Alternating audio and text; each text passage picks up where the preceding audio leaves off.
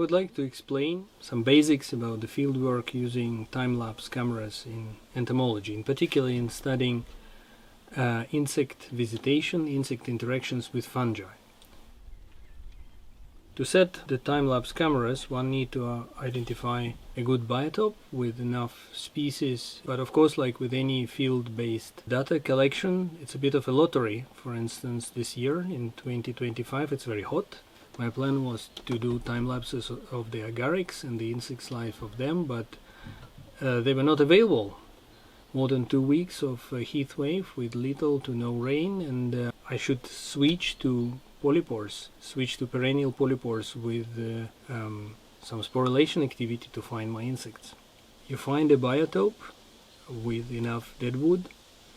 I'm in eastern Finland. The deadwood volumes here are not that great, but not zero either, so I find at least the common species, and I find polypores at the right life stage, with fruit bodies which are actively sporulating, and different species do it in different parts of the year, so some appear completely free of insects, others are full of life and full of visitors. It's important to prepare. You have to have your cameras ready, you have to know your gear, all the settings for all the different models, have your batteries charged and have some extras, all the memory cards, and it's easy to forget something, and so double check, make a list, things like that. Eventually this footage can become a movie or become a source of the data, and then again in the field time it's easy to forget to record some things, so preparing an empty spreadsheet or empty database or empty paper form is very important with all the parameters you need to capture. This could include the position of the camera, your species, its life stage, time of the day, temperature parameter, biotope, angle of the camera, its direction, things like that. And I think it's very, very good practice to have it done, to have it prepared before you leave your base. Moving around with all this gear has some limitations. Cameras get smaller every year, but still carrying 4 or 5 cameras with all the tripods and all the reflectors, that's a serious load, and you can expand your operations by using a car, which is also a charger for your batteries, and an office where you can put a laptop and empty the memory cards very quickly, and do it very close to a camera and not driving back and forth. Working with time-lapse cameras forces you to work at a local scale. You have to slow down. If you're in the habit of running around the forests looking for good species like me, you have to change the speed of your work, and this way you will see more. Finding a good fungus and spending longer time with different angles, different settings there is much more productive than running around and change locations a few times a day.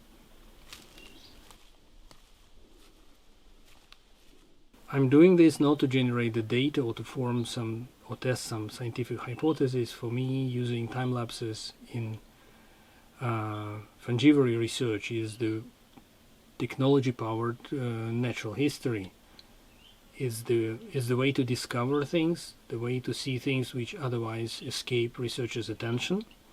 And I find this is very important, because then, after the understanding of the study system is built, then you can collect the data and test the hypothesis and do all kind of numeric or mathematical explorations of nature. But that comes later. The first stage is to sit down, slow down, and watch.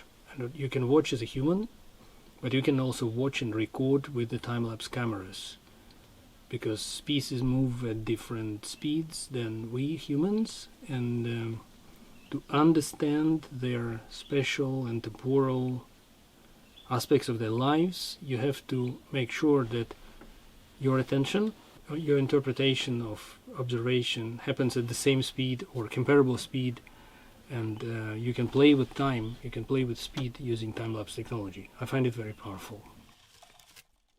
For instance, even before attempting any formal analysis of motion patterns or visitation patterns, I could see zones, different zones on the surface of the polypores, not only inside the polypore, this is what I studied during my PhD project, but also on the polypore.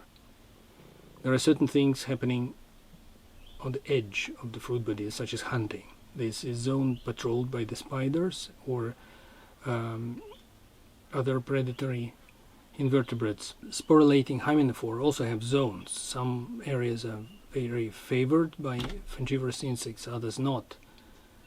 And so on and so on. You can see different things happening during the day, during the night, in the rain or in the bright sunlight. There are so many things happening at the same time across many species. And to uncover all that, to figure out what's going on, you need to capture it. You need to be able to come back to exactly same events, which you cannot do with direct observations. Once things happened, if they're not recorded, they're gone. So it's a capture technology, and it's very powerful.